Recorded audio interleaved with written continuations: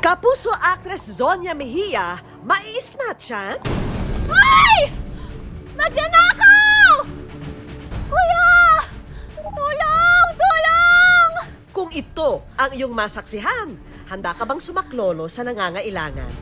Arestado ang mga umano'y snatcher sa Taguig, kabilang ang isang nagpanggapang motorcycle taxi rider. Kamakailan lang, nadiskubre ang bago na namang modo sa pagnanakaw, kung saan ang kawatan ay nagpanggapang motorcycle taxi rider. Sa CCTV, makikita ang dalawang magkaibigan na makakasalubong ang isang lalaki. Nilagpasan sila nito nung una, pero maya-maya pa, bigla na lang lumapit ang lalaki saka hinablot ang cellphone.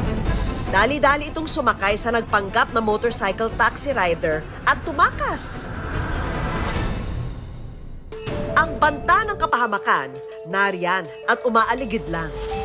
Pero alam nyo bang ngayong buwan, ginugunita natin ang National Peace Consciousness Month?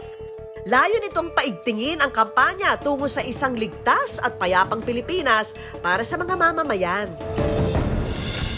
Ito na nga ang magiging inspirasyon ng ating eksperimento. Handa ka bang sumaklolo sa taong nabiktima ng masamang loob? Inimbitahan namin ang isa sa mga GMA's barkada na si Zonia Mejia na gumanap as herself. Kunwari maglalakad-lakad siya sa isang park sa Quezon City.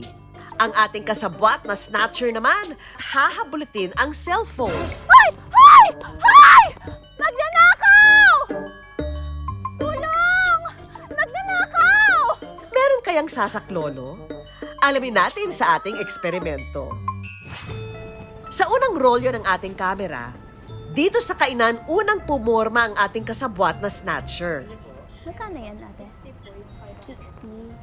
Habang tumitingin sa cellphone ng dalaga, nang biglang Ay! Ay! Ate! Kuya! Kuya! Magnanakaw! isang lalaki ang agad na lumapit para tulungan siya. Ate! Agad namang pumasok sa eksena ang aming team para ipaalam na isang social experiment lang ang nangyari. Tumangging magbigay ng reaksyon ang lalaki pero ayon sa kanyang amo, Tao namin dito siya sa tindahan. Nandun ako sa kabila. Biglang may sumisigaw na magnanakaw. Nawala tong tao namin. Iniwat tong tindahan. agad namang nagbigay ng taus-pusong pasasalamat si Zonia kay Kuya sa kanyang pagtulong. Thank you so much po. Thank you. Muli naming isinagawa ang eksena rito kung saan mas maraming tao ang makakakita.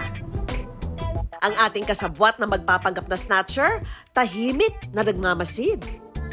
Habang ang mga tao sa paligid, abala sa kanilang mga gawain. Ang kapuso artist na si Zonia, kunwari bumili ng mangga, sa kanya ito pinikturan.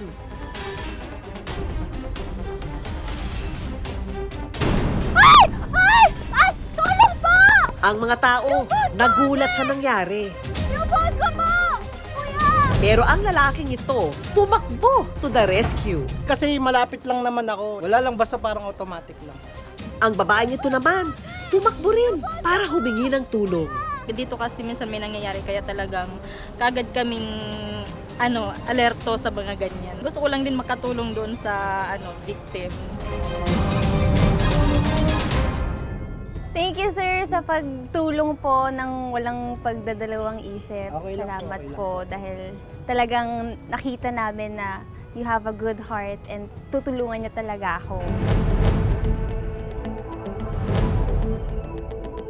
Kung sa ating artista, marami ang sumaklolo, paano naman kaya kung ang malagay sa alanganin ay isang pangkaraniwang tao?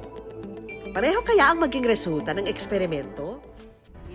Sa ating susunod na eksena, kumuha kami ng kasabwat na personal nang naranasan ang madukutan. Hi, ako po si Rosemary Bautista na taga Antipolo City na naka-experience po ng pandurukot po ng cellphone.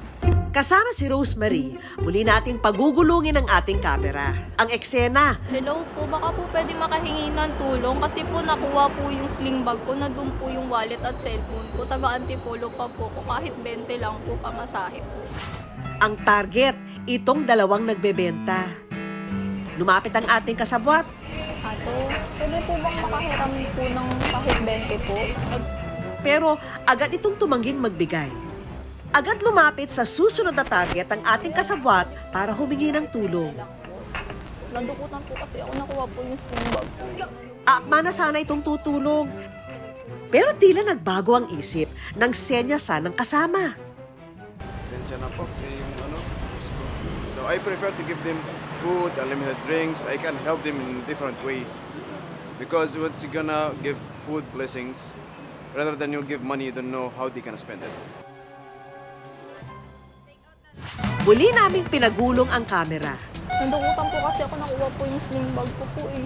Ang mga babae, tila nagdadalawang isip pang magbigay. Wala akong baraya. Pero maya-maya pa, binigyan nila ito ng 20 pesos. Mahirap mawalan ng pera. Tsaka, maliit lang naman na bagay yung hinihingi niya, 20 pesos lang naman. Salamat sa inyong munting tulong mga kapuso!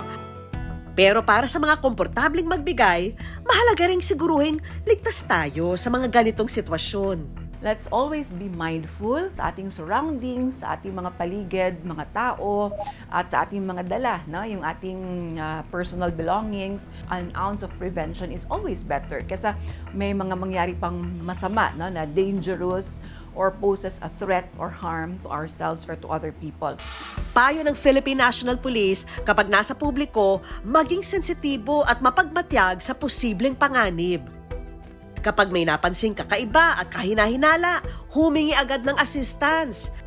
Makatutulong din daw ang pagdala ng noise-making devices tulad ng pito para mabilis na makatawag ng atensyon. Kaliwat kanan man ang mga balita tungkol sa masamang gawa, Nadukutan po kasi ako, nakuha po yung sling bag ko po eh. sumusulpot pa rin ang mga taong handang tumulong sa kapwa.